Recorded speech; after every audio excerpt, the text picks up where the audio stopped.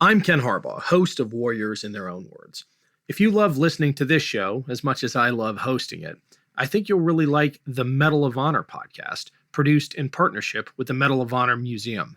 Each episode talks about a genuine American hero and the actions that led to their receiving our nation's highest award for valor.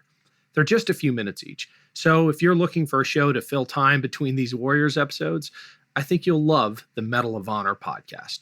Search for the Medal of Honor podcast wherever you get your shows. Thanks.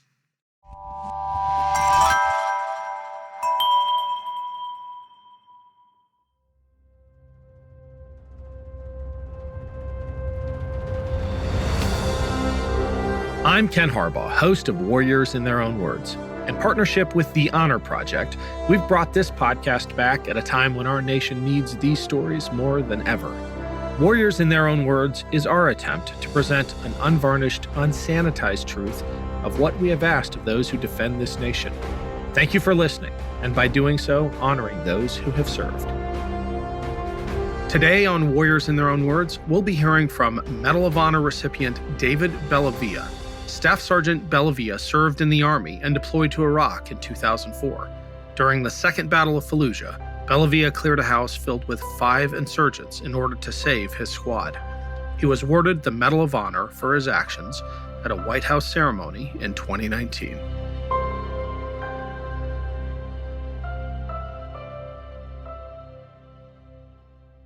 My granddad, I'm blessed to still have him. He's 102. And he was a Normandy campaign vet, North Africa, Sicily. And I grew up hearing these stories about just service and how it wasn't the Victorian sense of combat in the sense that, war is awesome or war is great. It was that you just really can't appreciate what you have in life unless you've gone through something with other people. It was always the team. There was a sense of exploration where he learned difference. He worked through adversity. He worked with other people from all aspects of life. It was romantic to me. It was noble to me. And when I was in college, I just kept, I'm the youngest of 4. My dad was a dentist. All my brothers are super smart. They have all these degrees and they're all accomplished. And I just wanted so desperately to fight. I wanted to see if I could, match up to what my granddad was. It was important to me. We had a home invasion when I was home from school at my parents' house. And I just completely didn't do any of the things I thought I could be or be the person I thought I could be. So I decided that my college career was over and I needed to get a degree at the University of Fort Benning in Georgia in global studies. And it's the best decision I ever made. It was the first time I could remember a night of complete sleep and rest was my first night at Fort Benning, Georgia. I was older than the rest of the guys, but I just felt this is where I belong. Everyone was stressed out about, they're not going to be able to have dip. They're not going to be able to have a cigarette. What are they going to do without alcohol? What are they going to do without their girl? And I just thought to myself, this is the easiest thing in the world. This is so much like all I have to do is what I'm told to do. And up until that point, there was so many other, little shades of difficulty in life that I didn't have, that was all absent in the Army. And so it was, to me, the most simplistic existence in the world. Here's a shovel. I was fire guard, make sure there's no fires. I could do that. I loved it. I loved every aspect of it. I embraced it. I just felt an overwhelming sense of peace when I was in uniform. I met people, my unit, we love differently. We worship differently. We cancel each other votes out every election cycle. We were all from different walks of life. And I never had that experience where when you grow up in a community, you might just have one socioeconomic group. You might just have one ethnicity, one religion, there are no gay people in your hometown. I grew up in rural Western New York. You could get isolated. It's a little incubator of just like-minded people. In the Army, I had people from everywhere. And the only thing that we had together was trust. And I found it so weird when I came home as a civilian that, we like before we trust as civilians. You go on a date. Is this person worthy of my time? Is this person worthy of another date? Can I trust you? In the Army, I still don't like half of these guys. I mean, you know what I mean? Like, you trust. Trust is everything. And for me, I was dealing with people that I had no commonality with other than the fact that they wanted to be there with me. And that was such a beautiful experience that I don't care what you think. I don't care about any aspect. We disagree about as much as we can, but we love and respect each other. And if that message in America can transcend, I don't think there's anything we can't accomplish. I mean, we take things far too seriously when we disagree. We found ways to disagree and fight together as one team because we were family. And that family is based on love. The definition of valor is love. And if you don't fight because you hate the enemy, you don't fight because, you fight because you love each other. You love your country, you love your team, you love those individuals. And it was like being a surrogate father, and it made me a better person. It made me a better citizen. It made me a better man. I mean, look, you get a lot of attention when you get an award. It's awkward. It's not the way we're raised. It's not the way the military, the values are very clear that it's about selflessness and about other people and not you. NCOs, we eat last. We go to bed last. We make sure everyone else is okay before you're okay. That's our oath. That's who we are. But I talk to all these people all the time that stacked on houses and there was nothing in them. You drove down a road and there was no IED. That doesn't change the type of man or woman who does that. They just didn't get the result they were prepared for. If there is someone on the other side of the door that wants to cause you harm, that's when you start to see people do what we're trained to do. But how many thousands, if not millions, of men and women have kicked down a door expecting there to be someone there with a machine gun and did it anyway? There's not a dental plan. There's not a college debt in this world that'll make someone do that. That is done solely because of your team. And you want to put your uniform, when you're done with it, you want to hang it up in a better locker room than when you got your uniform. You want to make your team better. And for years, as an NCO, I thought that if I saw someone hard charging coming up, I was the king of professional goaltending. I didn't want that young corporal to eclipse me. I don't want to, he was smart. He was physically fit. He's a danger. He's going to take your job. He's going to eclipse you. And it took a lot of senior NCOs and a lot of officers to teach me that that's the point of leadership. The point of leadership is to be eclipsed. Your legacy isn't what you do. Your legacy hinges on what people underneath your leadership do. And if they're not better than you, you're really shitty at what you're doing. Your job is to make the unit and the Army better. And that's why this generation, as much as it breaks my heart, this generation that doesn't make their bed and can't get their sideburns even, is the greatest generation of American fighting ever. They're better than we were. They're better than my granddad. They're better than because that's our Army. Our Army is always eclipsing the previous generation. And that's leadership. That's what we're supposed to be. That's what we're supposed to do. It takes time to figure that out. But when you do, it's impossible not to go all in.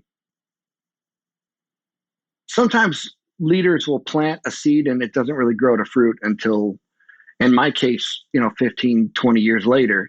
The first book I wrote about the war was right after the battle. I'm still feeling it, still had the sunburn, and still was itching for what I felt was my normalcy. I think I thought I missed war. I thought I missed the kinetic nature of war. I didn't realize that I really missed my sense of validation. I missed my purpose.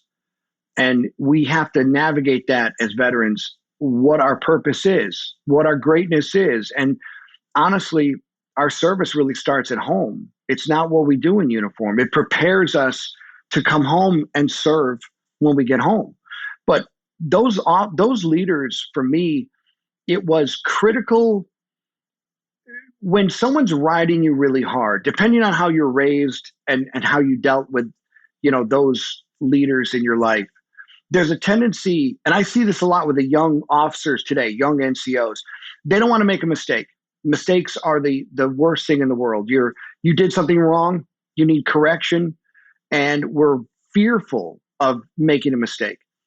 When someone is criticizing a mistake, it's important that we don't internalize that as being anything other than you're expected to be better. When you're in a battle with an opposing enemy and no one's shooting at you, that means no one's afraid of you, right?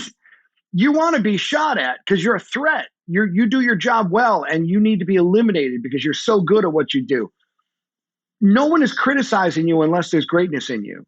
If there's no expectation that you can be better, I've dealt with those soldiers. I fired a lot of them, right? If all you can do is make coffee, go make coffee. You better make good coffee, but that's all you're good for. Run the copy machine and find my boots. But if you're in a position that much is expected of you, you're going to be held to a high standard. And those leaders that are criticizing you are basically saying, that's not what I expected. I need more. And you might not get that attaboy. You might not get the Army Achievement Medal or a slap on the back or a certificate of achievement. But you know that you are your own validator. You're not doing this for shares. You're not doing this for likes. You're not doing this for, I'm so proud of you. You're doing this because you know that there's greatness in you. You demand to be better. And the greatest honor I've ever had in my life is knowing I was needed on the battlefield. I needed to know that I had a purpose and that I was needed in that fight. And the hardest thing for me to come to terms with is, how do I love my Army when it treats me like garbage? How do I love my chain of command when they're not fair and they're not good to me? Those are the toughest times and for me as a young guy, a younger guy, that was the hardest thing to come to terms with. Once you come to terms with that, you get in the civilian world, there ain't nothing you can't do. I mean, you go to a job interview and there's all these kids that are freaking out and you're like, dude, there's no RPG sizzling. No Katusha's going to hit us from the ceiling. We're good to go here. This is a job interview. Like, bring it on. What is there out there for me to do? I can tackle anything you put in front of me because I know who I am.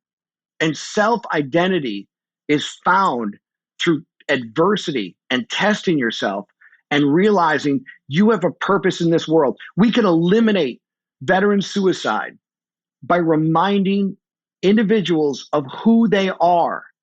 Who they are. If you killed yourself when you were stacking on a house, I wouldn't even know what to say. There's no way on earth a soldier would take their own life when they're needed, because you know you're as important as any other person on that stack. I need you, and I need your gun in this fight. We have forgotten to remind people of what their purpose is and how loved they are and how special and how great they are. They have to be reminded of their oath, reminded of what their true north is. And it took me 15 years to figure that out. I didn't think we were going to get a combat infantryman's badge, let alone a combat patch. It was sustainment operations. The mission accomplished banner was on the carrier. We knew the tempo was going to, but it was, peacekeeping force in Germany. We all wanted Afghanistan. We all wanted to avenge 9/11. Iraq kind of came out of nowhere. We were training for it, but we were always training for it. Armor, Bradleys, that's what we do. This wasn't something we expected to be. We were ready for it, but no one was expecting to have a big set play piece. But we learned that the Bradley fighting vehicle and the tank in an urban fight are game changers. They're game changers. And the way that these task force were designed to be, engineers, tankers, infantry, the guys that hated each other in garrison, the ones that could not get along became best friends because nothing is more devastating. That synergy, that balance between I defend you and your armored asset, you defend me, you need me, I need you, and together nothing can stand in front of us. We got baptized by fire pretty quick, and through our leadership and our training, we had a crescendo to violence, which was so important, because if you get thrown into something that you can't handle right off the bat, and we saw it with so many units, you have no way to learn lessons. You have no way to adapt.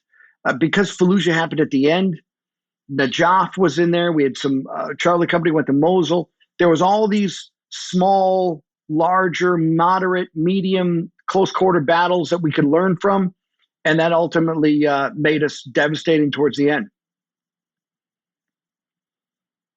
I fundamentally didn't understand as an infantryman what I was expected to do in a counterinsurgency. I mean, we like to pat Petraeus and a lot of our heavy thinkers in our military on counterinsurgency tactics, but that was really designed in the Vietnam War.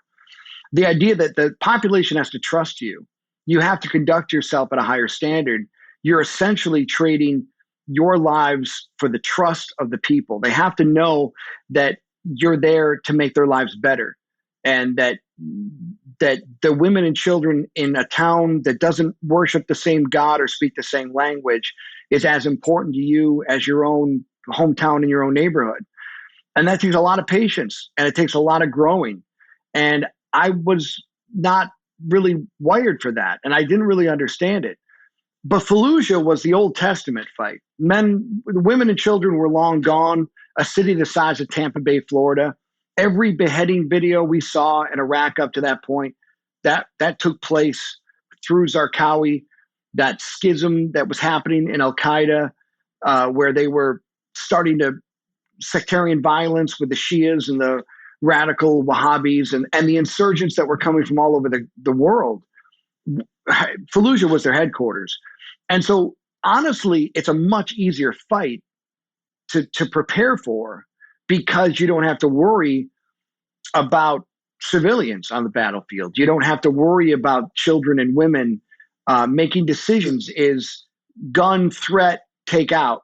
That's a much easier way to conduct combat operations for combat armed soldiers and Marines than it is, can I shoot back? I mean, the hardest thing to do, or to teach young people to do, is to hold that weapon at the high ready when they're getting popped, because there's too many civilians on the. I've taken more pride of seeing my soldiers restrain from engaging, knowing full well that lives would be lost in the exchange, than anything I've seen my soldiers do. My soldiers were really incredible, and I'm very proud of them. But those were the moments where I thought to myself, these guys get it, and we're trying to win a war.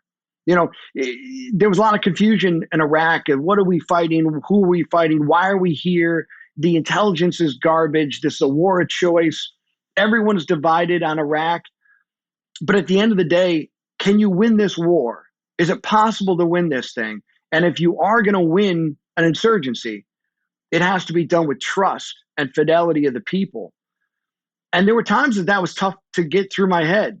And I had leaders like Sean Sims and Peter Smith and Stephen Falkenberg and Ed Iwan that were Peter Newell and Darren Bond that were able to break that through my skull, that this is not just about winning the year or winning the month.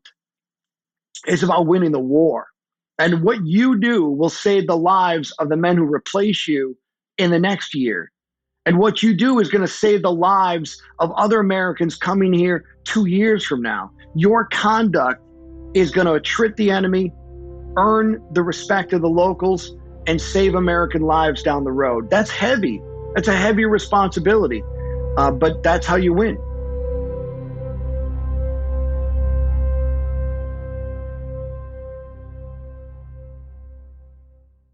With the busy fall season already in swing, you might be looking for wholesome, convenient meals for jam-packed days. Factor, America's #1 ready-to-eat meal kit, can help you fuel up fast with chef-prepared, dietitian-approved, ready-to-eat meals delivered straight to your door. You'll save time, eat well, and stay on track with your healthy lifestyle. Level up with Gourmet Plus options, prepared to perfection by chefs and ready to eat in record time. Treat yourself to upscale meals with premium ingredients like broccolini, leeks, truffle butter, and asparagus. Looking for calorie-conscious options? Try delicious, dietitian-approved, calorie-smart meals with around or less than 550 calories per serving. Need an extra boost to support your wellness goals and feel your best as you tackle a busy autumn? Try Protein Plus meals with 30 grams of protein or more per serving. With Factor, you can rest assured you're making a sustainable choice. We offset 100% of our delivery emissions, source 100% renewable electricity for our production sites and offices, and feature sustainably sourced seafood in our meals. This September, get Factor and enjoy eating well without the hassle. Simply choose your meals and enjoy fresh, flavor-packed meals delivered to your door. Ready in just 2 minutes, no prep, no mess. Head to factormeals.com/warriors50 and use code warriors50 to get 50% off. That's code warriors50 at factormeals.com/warriors50 to get 50% off. History is complicated. The story of human progress is long, messy, and riddled with controversies big and small. On Conflicted, we dive headfirst into history's most infamous events and contentious figures. We try and untangle the good from the bad, the fact from the fiction, and the monsters from the misunderstood. Was Genghis Khan a murderous butcher or a civic pioneer? Did the Allied powers go too far in firebombing the German city of Dresden at the twilight of World War II? And how did the Marquis de Sade acquire such a sinister reputation? And was any of it true? These are just a few of the tough questions we wrestle with and investigate on Conflicted. So if you love history or just enjoy a good story, please join me, your host, Zach Cornwell, for a fascinating new topic each and every month. Conflicted, a history podcast, is available on Spotify, Apple, or wherever else you get your podcasts. I hope to see you soon.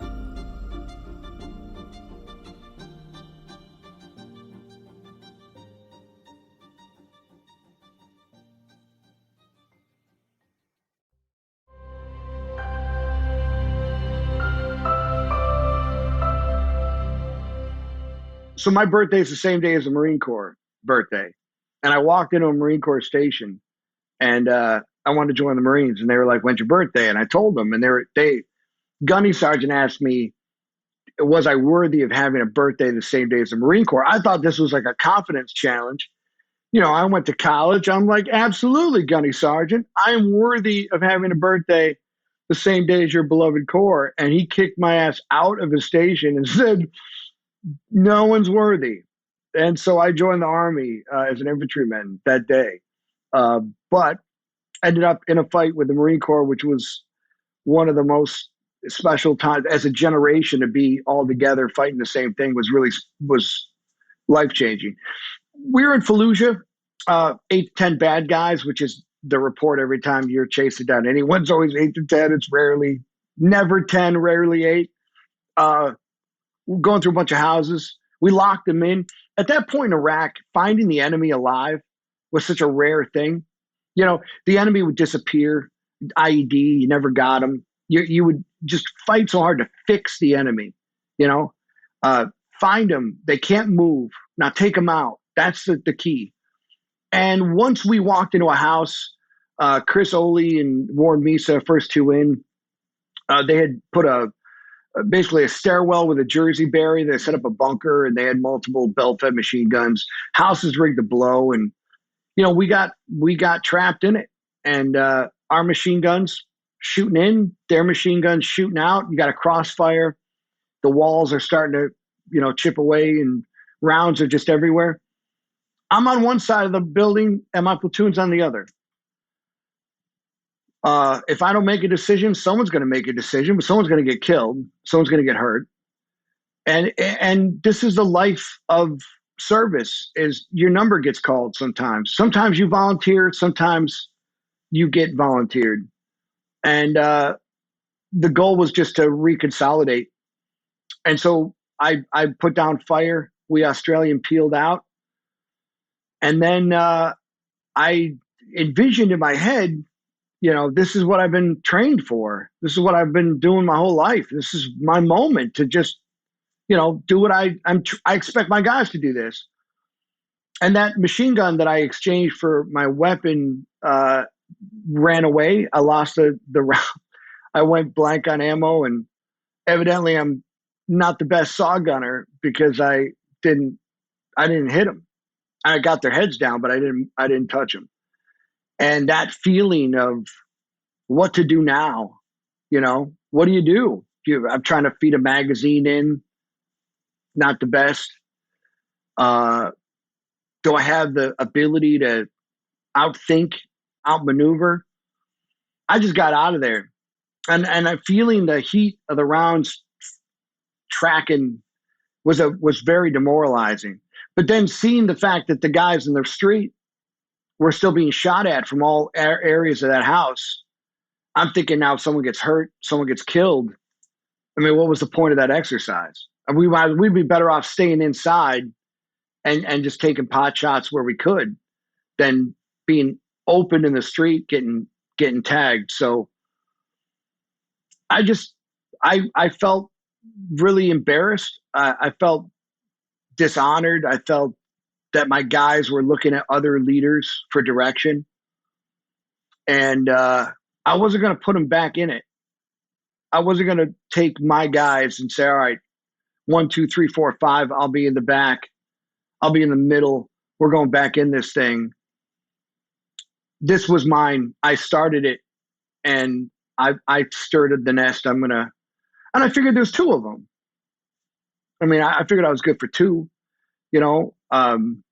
So I just went in there to see if I couldn't get those 2. It just turned out there was more, and my math is not the best. And so you, in those situations, you just go until your luck runs out, and my luck didn't run out. And, I got to leave that house. There was a reporter there. He videotaped the whole thing. And over time, the story became almost far, there was a lot of exaggeration. The Army, it was a Marine Corps effort. The story of, 9 guys, 1 guy versus 10, 1 guy versus whatever. It just had a life unto its own. And so when I got out of it, it kind of devolved into a hand-to-hand thing, and it was pretty, dramatic. And my chain of command had been killed days later. I lost my company commander, my XO, my sergeant major, a scout, J.C. Madison. And so we had attrition. But there was like this videotape out there. This reporter, Michael Ware from Time Magazine, had a story and a tape and all these rumors. And it was like, you're going to get the Distinguished Service Cross, which is incredible. You're going to get the Medal of Honor, which is unimaginable. But it just didn't happen for 15 years. It never happened. So you figured, well, it just didn't happen. My award is I'm alive, and I'm going to live a great life, and I'm going to be super happy. And I'm the same person. I don't need that validation. I don't need that anything. But then you start to think, well, maybe the story isn't true. Maybe this dude's just making shit up, maybe he's saying one thing, the Army's saying another thing. Because, the Medal of Honor, they never interview you for the Medal of Honor. They don't care what your story is. You could say, hey, by the way, there were 30 guys in the basement. Nobody, it's what is witnessed. In the citation, it says 4 and 1 seriously wounded. I assure you that man seriously wounded is no longer on this earth. But no one witnessed it. No one saw my rounds kill that man. So because no one saw it, we just know he's wounded, right? So it's only what other people see. And let's be honest, what I thought I saw, what I thought I went through, there's a videotape now and there's a documentary, and I'm watching that and I'm like, I shot that guy like 6 times. No, you shot him 3 times. I could have sworn that I'm telling you, I shot more. That was a whole magazine. I thought it was only like 2 rounds. Your brain is going to process things, but there's a tape. And so it's like, what's on the tape? I'd like to know. You know what I mean? Like, I don't know what's going to happen. And then the Army out of the blue calls you up and states that, President Obama and Secretary Carter went through all these old awards and started upgrading them. And out of the blue, you're going to be the next in the chute. And it's just, at that point, you're kind of moved on with your life. You're not Army guy anymore. You're a different person. Nobody knew. I was working with people. I remember the day that it was announced, a coworker came up to me and said, some guy with your name is getting the Medal of Honor. And I was like, wow. Like, there was they didn't know. The book was the book, but, they don't see your face. They don't know any of those stories. And so I kind of was loving that. I was loving that I had a new life and a new identity. And then they put you out there and now you're a professional veteran for the rest of your life. And it's not always wanted. You know what I mean? Sometimes when you're 23, that attention must be the coolest thing in the world. You're John Basilone, you're hanging out, you're going to clubs, you're doing whatever. Everyone's buying you a beer. When you go to bed at 9 o'clock and you've got a payroll, you're not exactly looking for that. You're just kind of, the war's back there. And so this book, Remember the Ramrods, is just how I realized that I gave up on that life. And by giving up on that life, I put all those men in a time capsule. And I wasn't what I promised them I'd be. And I moved on. And we need each other. We don't miss the war. We miss the relationships. We miss the people. And this award allowed me to get my people back. And it changed my life for the better. Yeah, I mean, look, I'm the only living recipient from the Iraq War. And that's the weirdest thing. There's 4 million people that served. That doesn't make any sense. There's 20 some odd from Afghanistan, all deserving. They're all wonderful men.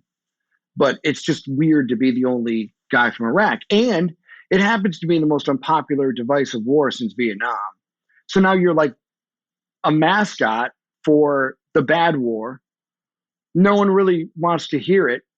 And now everywhere you go, you're just pulling scabs and ripping Band-Aids off wounds that people might not want to revisit.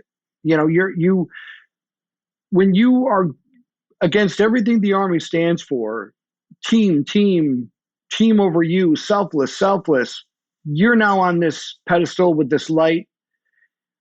And now it comes down to, well, why isn't my boy? You'll be in a room and everyone speaks of you in the past tense. It's what you did 20 years ago, which is the most important thing. And I think about Chuck Yeager, who, dies at 99 and, well, he broke the sound barrier. At 24, he broke the sound barrier. The man lived an incredible life, but we focus on when he was 24. But I'm in a room and they announce the Gold Star families who gave us their babies, their sons and daughters. They're dead for us. And they get a spattering of applause. And then Medal of Honor guy stands up and the room, the band plays and the confetti. This is, oh my God, it's a medal. We have 60 of them alive. This is such an honor and such a great, like, whoa, we've got our priorities completely screwed up. The Gold Star family is the most important asset we have in our culture.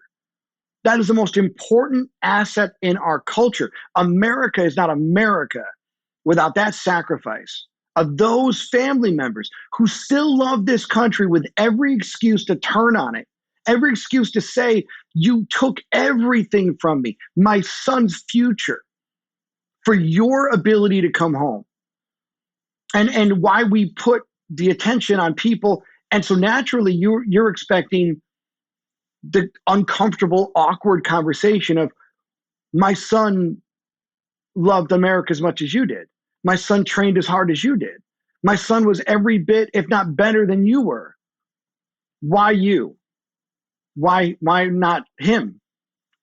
And you just look at them and say, you're right.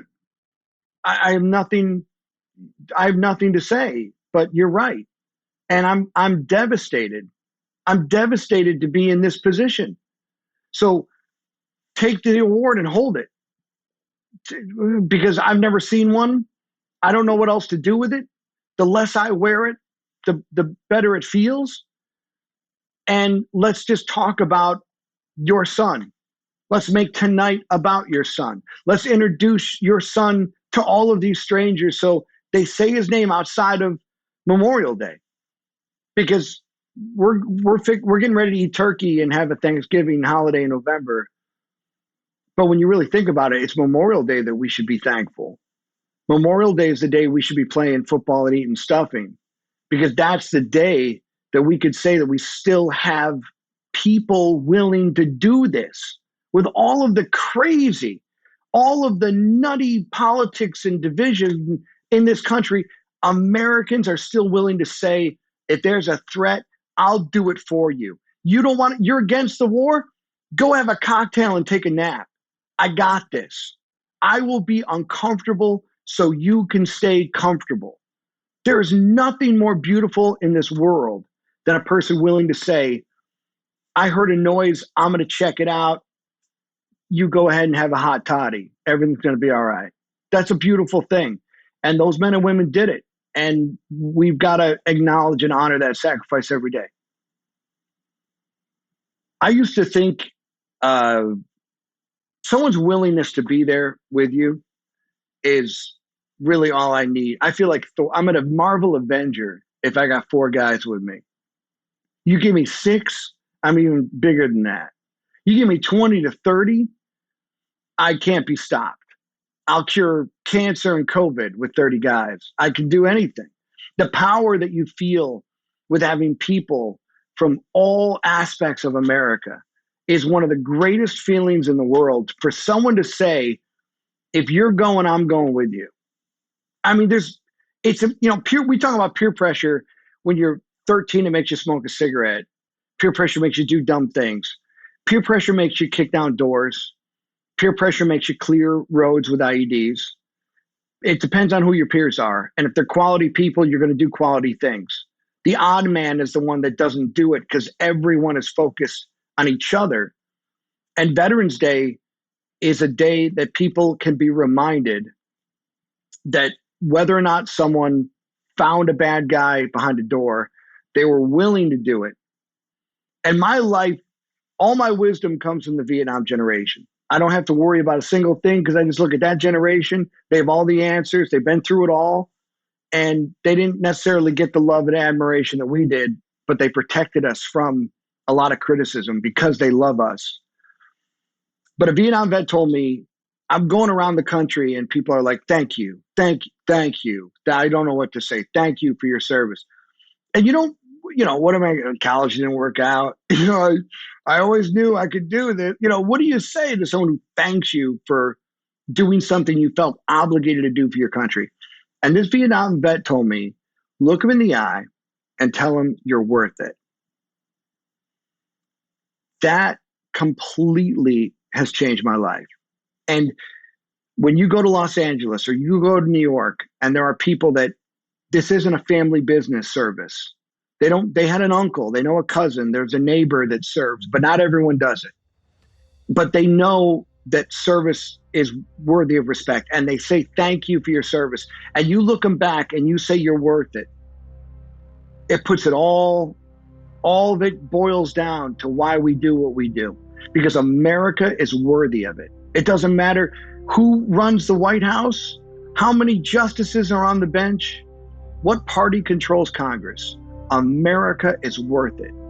And Americans are worth it. And Veterans Day represents every single man and woman, regardless of all the reasons why we're in different tribes.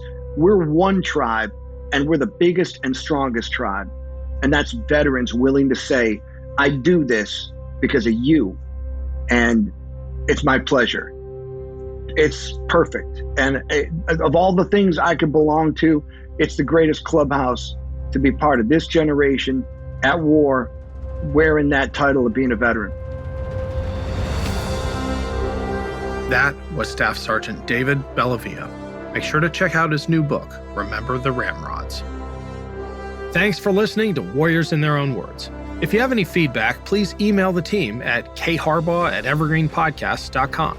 We're always looking to improve the show.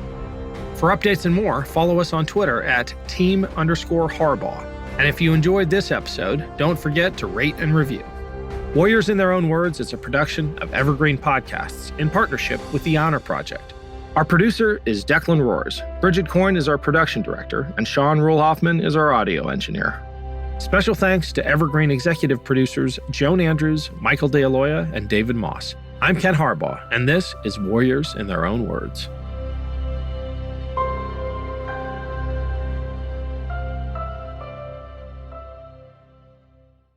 Hello, this is Gary Chahot welcoming you to check out the French History Podcast. Our main show covers the history of France from the first humans until present. If you liked Mike Duncan's The History of Rome and wanted a similar program covering the land of beauty, culture, and love, we are exactly that. We also host world-renowned scholars who have delivered guest episodes on their specialties, including 18th century pirates, revolutionary booksellers in 20th century Paris, the special friendship between the Marquis de Lafayette and Thomas Jefferson, and numerous others. Learn what you love and listen to the French History Podcast today.